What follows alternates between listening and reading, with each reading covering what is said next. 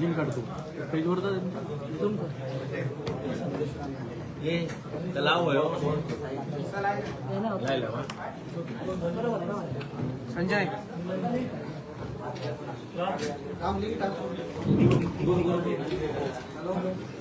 Link कर पेजवर link कर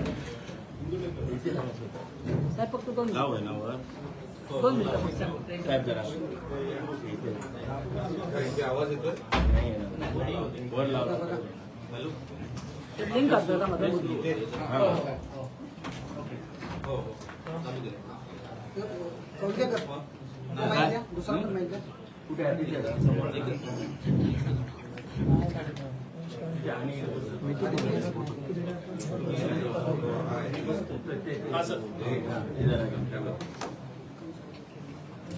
ओके थांबा थांबा लिंक देतो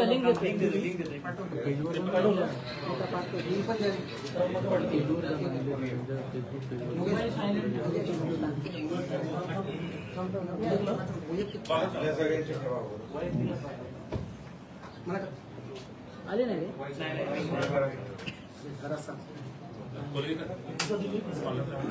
कुठे आहे अजून सर जागा नाही संपला एक मिनिट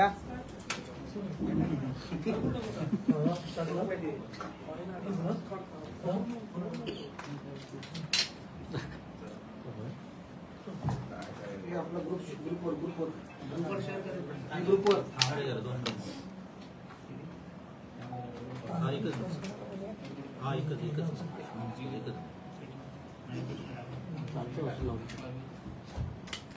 एकच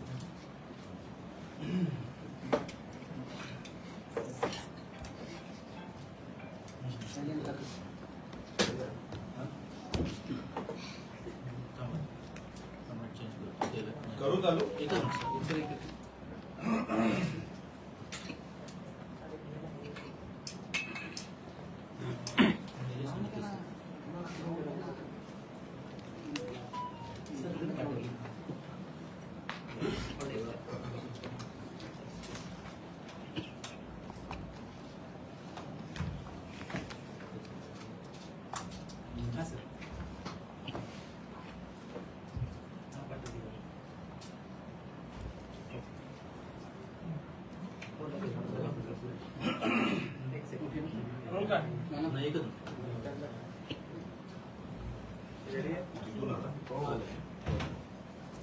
महत्वाचा विषय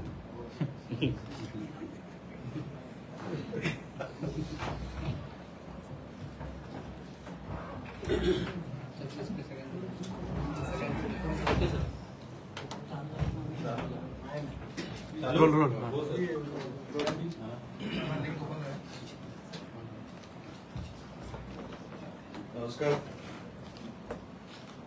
मागच्या काही दिवसांपासून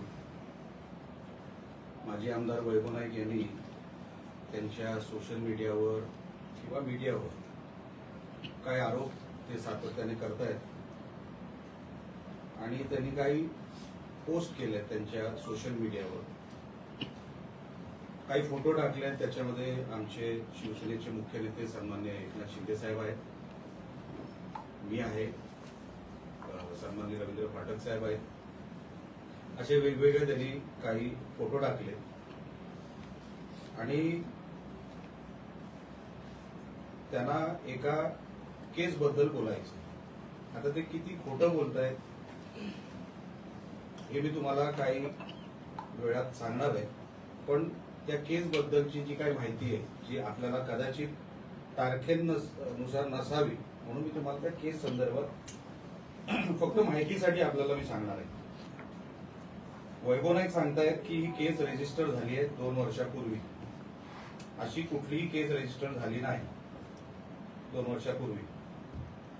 केस रजिस्टर झाली आहे 9 एप्रिल 2025. ती त्यांच्या मामी किंवा नातेवाईकांनी जी काही केली त्यांचं नाव आहे मालती चव्हाण. आता 9 एप्रिल 2025 ला ही केस फाईल झाली किंवा तक्रार गेली. त्याच्या अगोदर 27 फेब्रुवारीला डिजिटल एका न्यूज चॅनलवर ही बातमी आली. वैभव नाईकांच्या म्हणण्यानुसार 2 वर्ष जुनी ही केस आहे, बरोबर आहे. आता त्यांनाच मी कोट करतो, जे वैभव नाईक परवाच्या मीडियाच्या त्यांच्या त्या ह्याच्यामध्ये बोलले, पत्रकार परिषदेमध्ये बोलले. हा वैभव नाईकांचा कोट आहे, तुम्ही करतोय कोट. खरं तर 2 वर्षापूर्वी ही घटना घडली आणि दबक्या आवाजात त्यावेळी सुद्धा चर्चा होती. आता जर तुम्हाला 2 वर्षापूर्वीच दबक्या आवाजात ही केस होती असं कळलं, तुम्ही तेव्हा आमदार होतात, आपण त्याच्यावरती आवाज का नाही उठवला?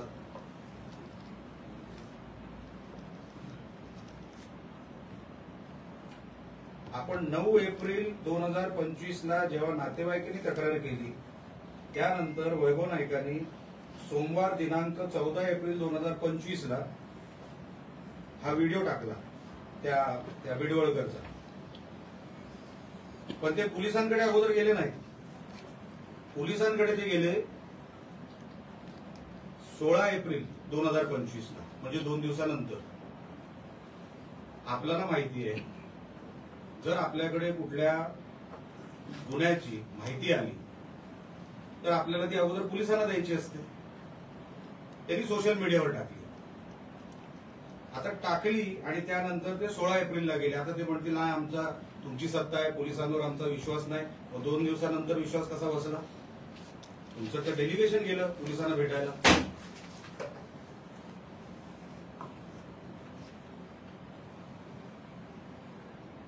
कसली तक्रार नसताना 2 वर्षानंतर ह्या ज्या कोण नातेवाईक आहेत त्यांनी ती तक्रार नावांसकट गेली. मालती चव्हाण ज्या कोण आहेत त्यांनी, की असं असं झालं तसं झालं. त्या बिचाऱ्या त्यांना 2 वर्ष काय आठवलं नसेल कदाचित, आणि अचानकपणे त्यांना 2 वर्षानंतर तक्रार करावीशी वाटली आणि त्यांनी ती तक्रार केली. काही हरकत नाही, ते नातेवाईक आहेत, त्यांना तक्रार करायचा अधिकार आहे. वैभव नाईकांच्या हिशोबाने हा क्राईम झालाय 2023 मध्ये. कारण का दबक्या आवाजात तेच म्हणतायत, माझा कोट नाहीये, मी तुम्हाला व्हिडिओ द्यायला तयार आहे. तुम्हीच घेतलेल्या कदाचित जिल्ह्यामध्येच ती पत्रकार परिषद झाली आहे, त्यांच्याच कोर्टनुसार मी तुम्हाला सांगतोय की दबक्या आवाजात चर्चा होती. तुम्ही आमदार होतात, तुम्ही कोणाला घाबरत होतात? दबक्या आवाजात म्हणजे काय? म्हणजे तुम्हाला क्राईम बद्दल माहिती होती, म्हणजे तुम्हाला सगळं माहिती होतं. आणि म्हणून मी परवाच्या व्हिडिओमध्ये मी बोललो की आता बॉडी कुठे हे वैभव नाईकांनी सांगावं. कारण का 2 वर्षापूर्वी जर तुम्हाला ह्या विषयाची दबक्या आवाजात माहिती होती, म्हणजे तुम्हाला क्राईम बद्दल माहिती होती, तुम्ही तेव्हा पोलिसांना सांगितलं नाही. तुम्ही पोलिसांना न सांगता 14 एप्रिल 2025 ला तुम्ही व्हिडिओ टाकला आणि नंतर तुम्ही पोलिसांकडे गेला. कशासाठी? तुमच्याकडे ठोस पुरावा होता तर तुम्ही पोलिसांकडे माहिती द्यायला पाहिजे होती. डिजिटल मीडिया आलेली बातमी 27 फेब्रुवारी, त्यानंतर 9 एप्रिलला नातेवाईकांनी केलेली तक्रार, त्यानंतर 14 एप्रिल वैभव नाईकांनी टाकलेला व्हिडिओ, त्यानंतर 16 एप्रिल एसपी साहेबांकडे गेलेली तक्रार. हे सगळं इतकं झटाझट म्हणजे तुमच्याकडे अगोदरपासून या क्राईम बद्दल माहिती होती. आणि म्हणून मी परवाच्या व्हिडिओमध्ये बोललो होतो, पहिले इंट्रोगेशन हे वैभव नाईकांचंच झालं पाहिजे. कारण का जर त्यांना या क्राईम बद्दल माहिती होती, तुम्ही लपवलीत का? तेव्हा तुम्ही आमदार होतात आणि आमदार या नात्याने तुम्ही काय घाबरत होतात का कोणाला? किंवा सिद्धेश शिरसाट तुम्हाला पैसे द्यायचा का गप्प बसायचे? आता हा संशय येणारच. आता तुमची सत्ता गेली आणि काहीतरी लपवायचा प्रयत्न हे वैभव नाईक करतायत. हे मी सातत्याने पहिल्या दिवसापासून बोलतोय. त्यांना 100% माहिती आहे. कारण का मागची 10 वर्ष सिद्धेश शिरसाटच्या कुठल्याही फेसबुकवर, कुठल्याही इंस्टाग्रामवर आमचा कोणाचा फोटो नाही. मग 10 वर्ष त्याला कोण प्रोटेक्शन देत होता? 10 वर्ष सिद्धेश शिरसाट प्रोटेक्शनचे पैसे कोणाला देत होता? जीवनमान 3 पटीने सुधारलं मागच्या 10 वर्षामध्ये. हा जो काय बाकीचा आरोपी, बाकीचे जे कोण आरोपी आहेत,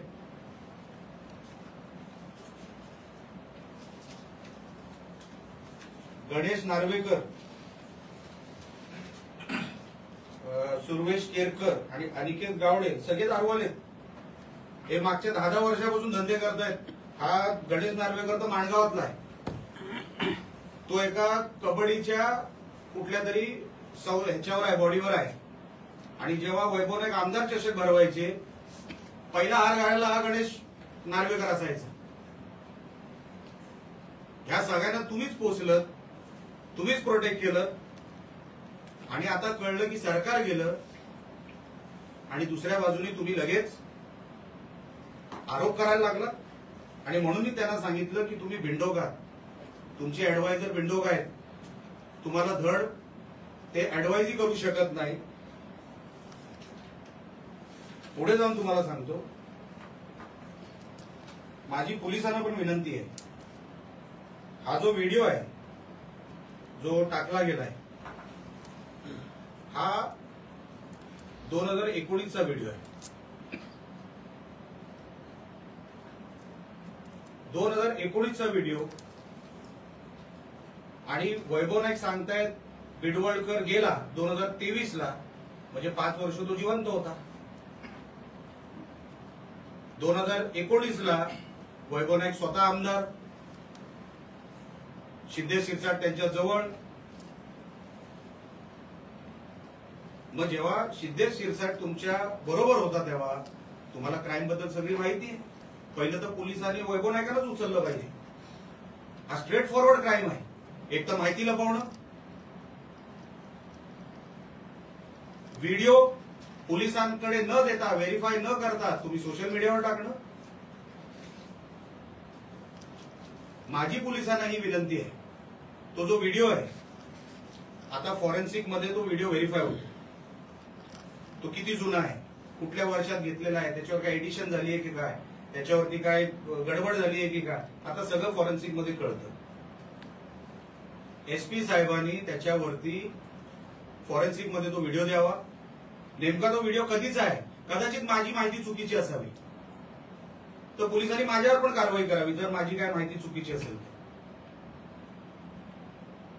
पण जर तो व्हिडिओ 2019चा आहे आणि वैभव नाईक सांगतात ते 2023ला तो बिडवळकर गेला, 5 वर्ष बिडवळकर काय करत होता याची माहिती वैभव नाईकांनीच द्यावी.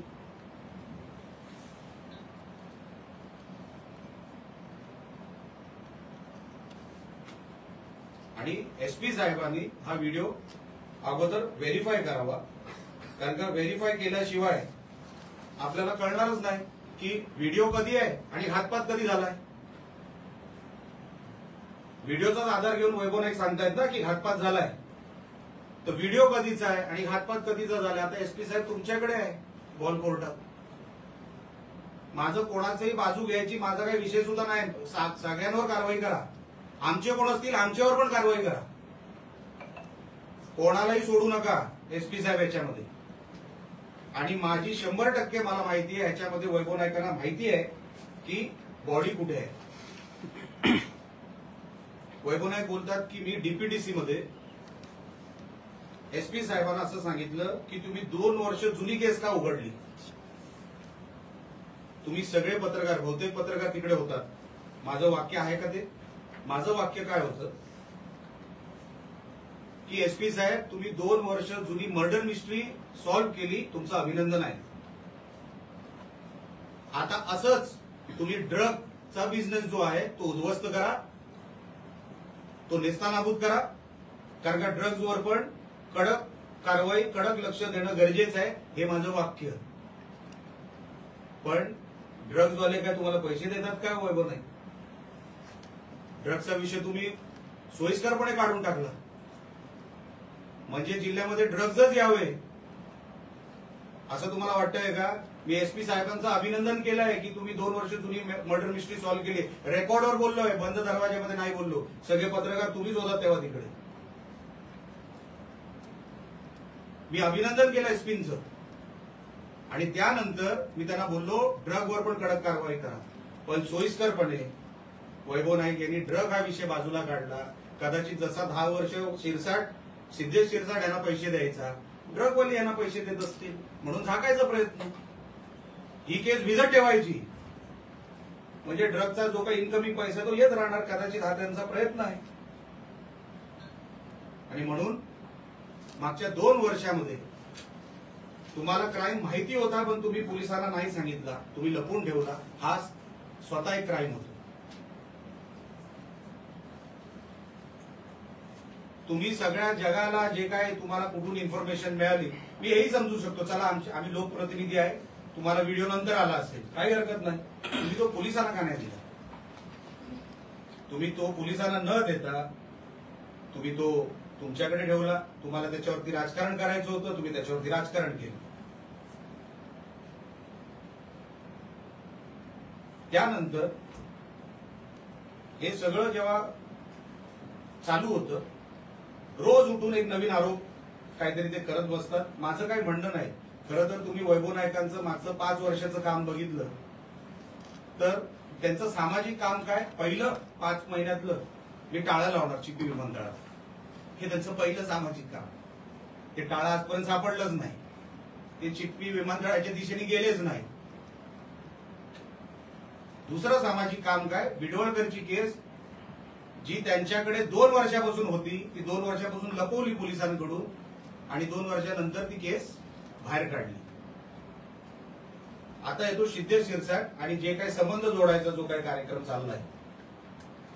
कुठलाही राजकीय व्यक्ती आमच्यासारखा त्यांच्यासारखा दिवसाला 200-300 लोकांना भेटत असतो.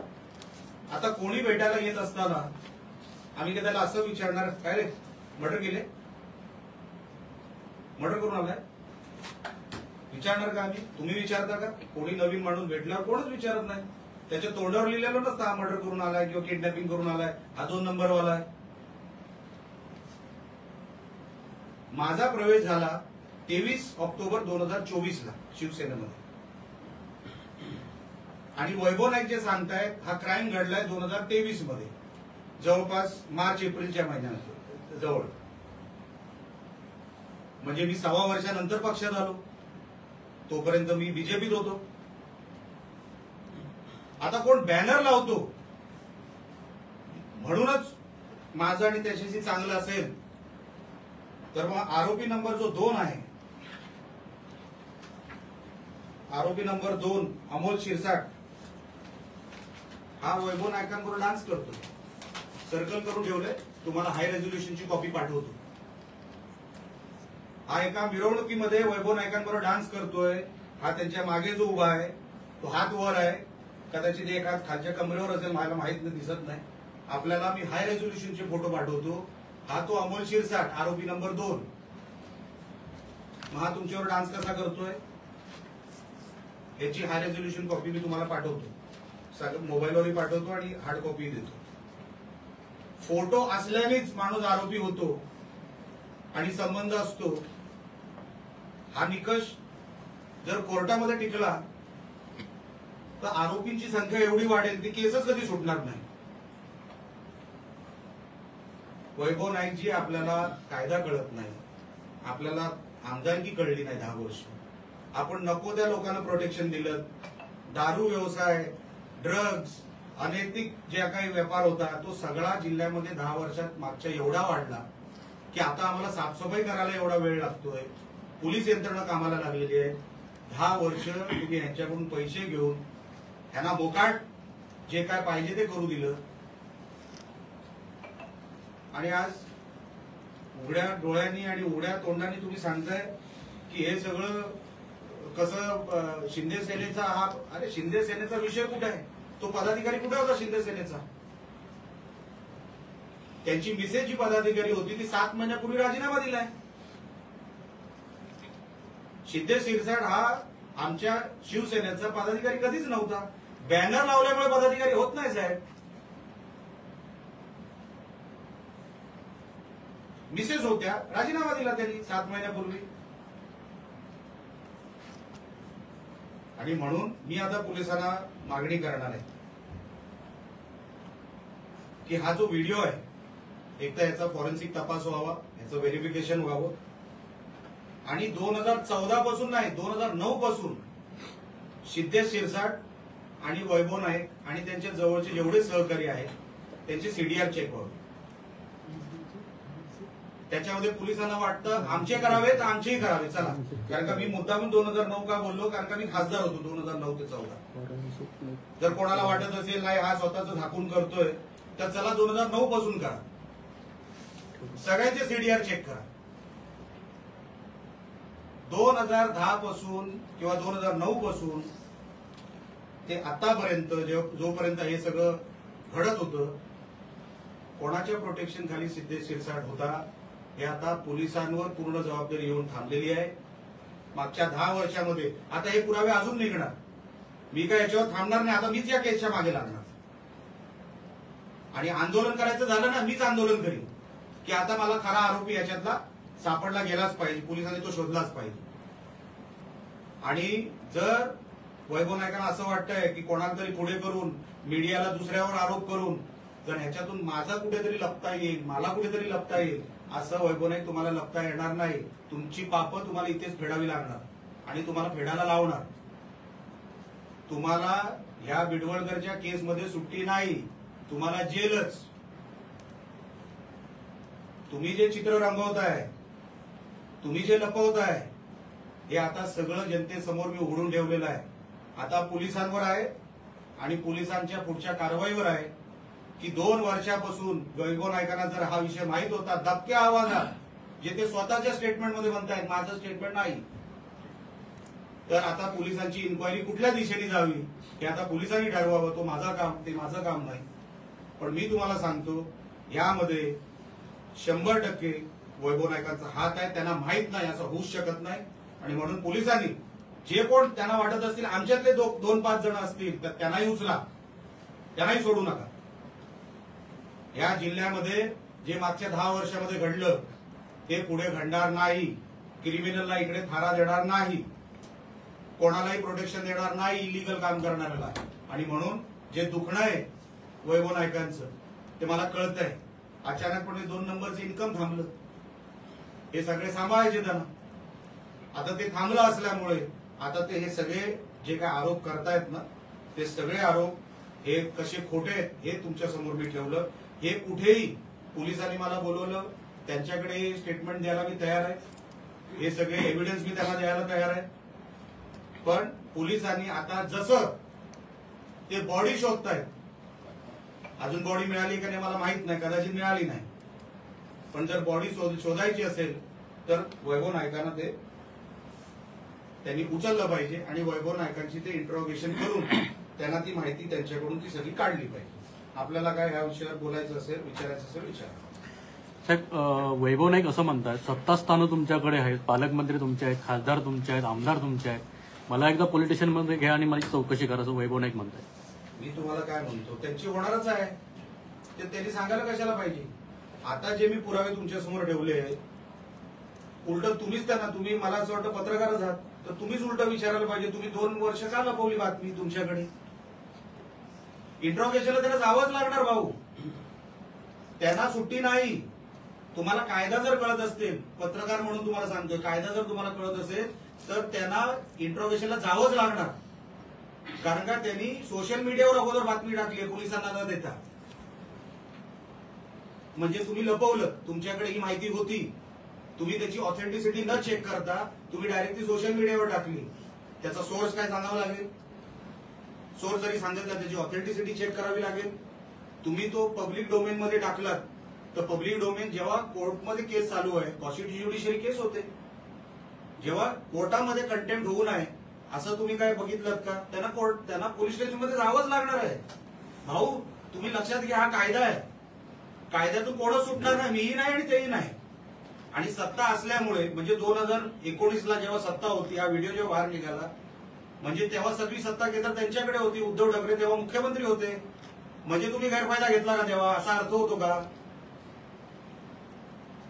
उद्धव ठाकरे जेव्हा मुख्यमंत्री होते तेव्हा हे नागरानाच करत होते सगळं महाराष्ट्रभर, तुम्हाला माहिती आहे.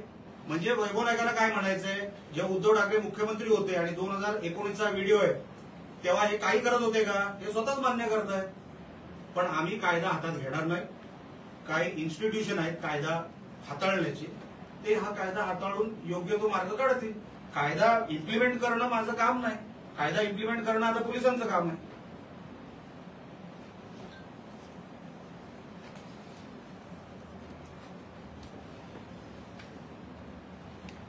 साहेब, वैभव नाईक म्हणतात की शिंदे गटातील 2 गटातील वादामुळे हे प्रकरण कुठेतरी बाहेर आलं, असा पद्धतीचा आरोप सुद्धा वैभव नाईक यांनी केला. मी म्हणतो साहेब, बाहेर 2 गटामुळे आलं, 4 गटामुळे आलं, 5 गटामुळे आलं. तुम्हाला 2 वर्षापासून माहिती होती ना, तुम्ही का लपवली? कारण काय होतं? तुम्ही पैसे घेतले का शिंदे शिरसाट करून आपल्या 2 वर्ष न बोलण्याचे? आम्हाला संशय आहे. ते 2 गटामध्ये होऊ द्या, 5 गटामध्ये होऊ द्या साहेब, तो नगण्य आहे, हा क्राईम आहे. भांडण कोणामध्ये झालं तो विषय नाही, भांडण रस्त्यावर पण होतात, पण तो क्राईम मध्ये कन्वर्ट होत नाही. हा क्राईम मध्ये कन्वर्ट झालाय. आणि जेव्हा क्राईम मध्ये कन्वर्ट होतो आणि तुम्हाला दबक्या आवाजात माहित होतं, तुम्ही आमदार असताना मग तुम्हाला सांगणं भाग होता पोलिसांना. तेव्हा तर सरकार तुमचं होतं, तेव्हा सरकार जरी तुमचं नव्हतं, तुम्ही आमदार होतात. आमदार असताना तुम्ही बोललात नाही म्हणजे तुम्ही कुठेतरी उत्तर देण्यासाठी तुम्ही तयार राहिलं पाहिजे. या तर तुम्ही शिंदे शिरसाटकडून पैसे घेतलेत केस दाबायचे, किंवा मग तुमचा हेतू काय आहे तो आता पोलिसांना कळेल. 2 गटामध्ये होते किंवा राईट होते साहेब, तो विषय नसतो. विषय असतो क्राईम घडला. क्राईम नंतर तो क्राईमचा ट्रेस काय, ट्रेल काय, तो फॉलो करायचा असतो. आणि ह्याच्याकडे ट्रेल होता, हे लपवला स्वतः म्हणताय, त्याचं उत्तर तर त्यांना द्यावंच लागेल.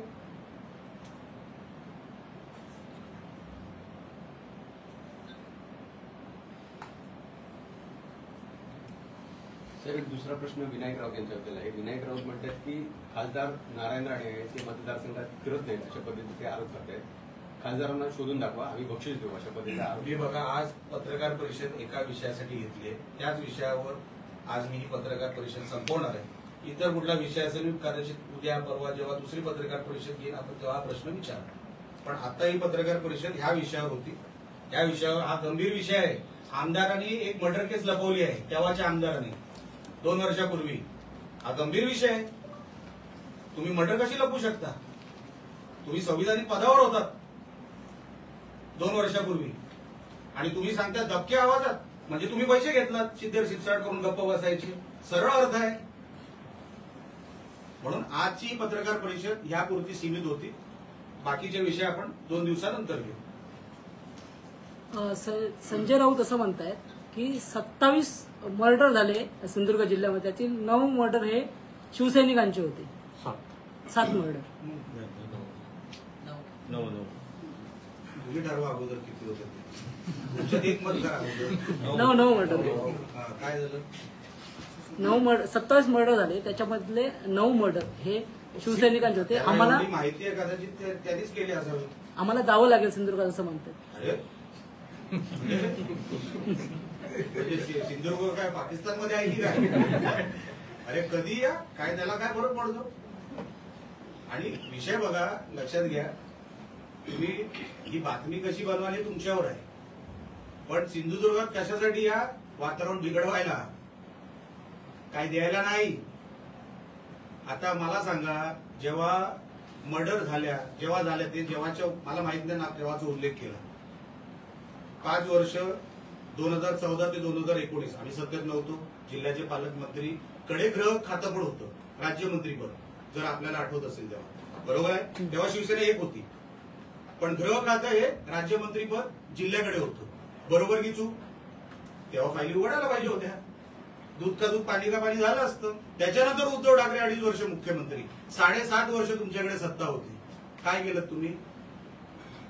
तेव्हा केसेस उघडायला पाहिजे होत्या. मुख्यमंत्री आहे, उघडल्या असत्या. पण तेव्हा काय करायचं नाही.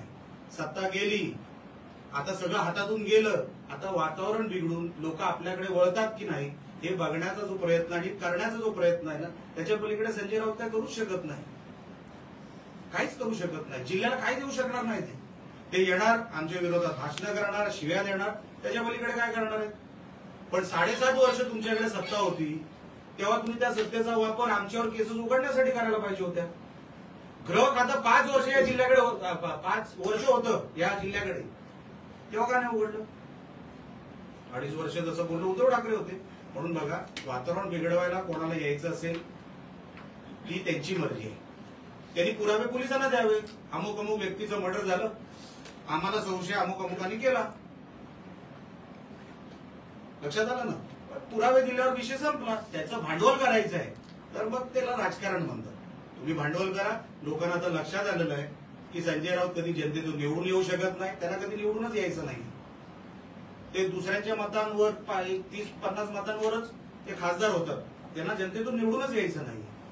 त्यांना काय वातावरण बिघडू दे, सिंधुदुर्ग भांडू दे, इकडे कारखाने आले तरी चालतील, सगळं बंद पडलं तरी चालेल, त्यांच्या डॅडीचं काय जातं? राजाराम ना काय ते मिस्टर श्री राजाराम राऊतांचं काय जातं? साहेब अजून एक वैभव नाईकांच्या बद्दल प्रश्न आहे. कारण वैभव नाईकांबद्दल तुम्ही आता आरोप केले, यापूर्वी सुद्धा छत्रपती शिवाजी महाराजांच्या ज्यावेळी पुतळा पडला त्यावेळी सुद्धा त्यांच्यावर आरोप झालेले होते, पण त्याची सुद्धा चौकशी कुठेतरी झाली नाही. पुढे वैभव नाईकांवरती आरोप झाले, त्याची कुठेतरी चौकशी झाली. आता 4 महिने होत आहे. बघा लक्षात घ्या, तो कार्यक्रम नेव्हीचा होता. नेव्हीची एक स्वतंत्र बॉडी आहे, त्याच्यामध्ये देशामध्ये आम्हाला कोणालाच अधिकार नाही तिकडे त्या बॉडीमध्ये इंटरफेअर करायचं. आता त्याच्यामध्ये त्या बॉडीनी आणि महाराष्ट्र सरकार मिळून जेव्हा तो रिपोर्ट बाहेर काढतील तेव्हा काढतील. पण तुम्हाला आठवत असेल, मी वैभव नाईकांसारखं घाणेरडं राजकारण केलं नाही. तेव्हाच्याही माझ्या स्टेटमेंटमध्ये मी असं म्हटलं की देव करो याच्यामध्ये वैभव नाईकांचा हात नसावा, कारण का ते 15 मिनिटात पोहोचले होते. पुतळा पडला किंवा पडणार आहे हे त्यांना काय स्वप्नात तर आलं नसेल. ते तयारीने कसे गेले हा माझा विषय होता. म्हणून 15 मिनिटात जो माणूस पोचतो, मी म्हटलं महाराष्ट्रात तुम्हाला तोंड दाखवलं जागा राहणार नाही, देव करो हा आरोप खोटा असावा. मी तेव्हाही बोललो, मी त्याचं भांडवल गेलेलं नाही, लक्षात घ्या. म्हणून मी घाणेरडं राजकारण करत नाही साहेब. मी 5 महिन्यामध्ये वैभव नाईकांना वाटतं हे सगळं मला काय ते नावं देऊन आका फाका काय ते आहे ते नावं देऊन फार मोठं काहीतरी पराक्रम होणार. अहो साहेब, मला काय मिळवायचंच नाही. मी आमदार झालो ना, हेच माझ्यासाठी भरपूर आहे. मला कुठे काय मिळवायचं आहे. पण त्यांना जे काय वाटतंय ना, बदनाम करणार, ह्याचं असं होणार, कर बाबा, शुभेच्छा आहे, माझं काही नाही. आणि मी जे काय ते पोलिसांना समोर जाऊन सांगणारा माणूस आहे. वैभव नाईकांनी तयार ठेवावी या सगळ्या विषयाची. नारायण राणेंचा विजय उत्सव साजरा करण्यात आला, तो दारूच्या पैशातून करण्यात आला, म्हणजे सिरसाट आपला सिद्धेश सिरसाटच्या पैशातून साजरा करण्यात आला असा वैभव नाईकने आरोप केला. आता सिद्धेश सिरसाटचा पैसा काळा की गोरा हा वैभव नाईकांना जास्त माहिती, म्हणून त्याला सेलिब्रेशन खरं कळलं असेल. सिद्धेश कधी केलं तुम्ही बीडवरकर प्रकरण हे बीडच्या प्रकरणाशी जोडून कोकणाची बदनामी होते असं ते मी बोललोच आहे, ते बोललोच आहे. त्यांना तेच हवं आहे, त्यांना निवडून पुढे यायचं आहे. त्यांना 5 वर्ष सिंधुदुर्गात काय आलं नाही तरी चालेल, पैसे आले नाहीत तरी चालेल, विकास निधी आला नाही तरी चालेल. वैभव नाईकांची 5 महिन्यामध्ये मी तुम्हाला 2 कामं सांगितली, 2च कामं गेली. मी टाळं घेऊन चिपी विमानतळ बंद करणार, टाळंही मिळालं नाही, गेलंही नाही. आणि हे दुसरं 5 महिन्यामध्ये सामाजिक काम, माझे आमदार, त्यांच्याकडून हीच अपेक्षा आहे, त्यापेक्षा पलीकडे अपेक्षाही नाही.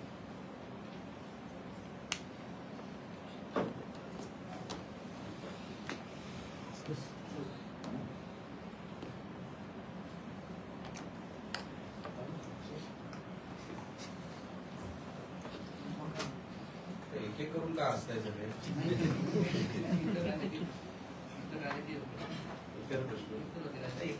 आता आज एवढंच बस झालं, ह्याच्यासाठीच होतं. ठीक आहे.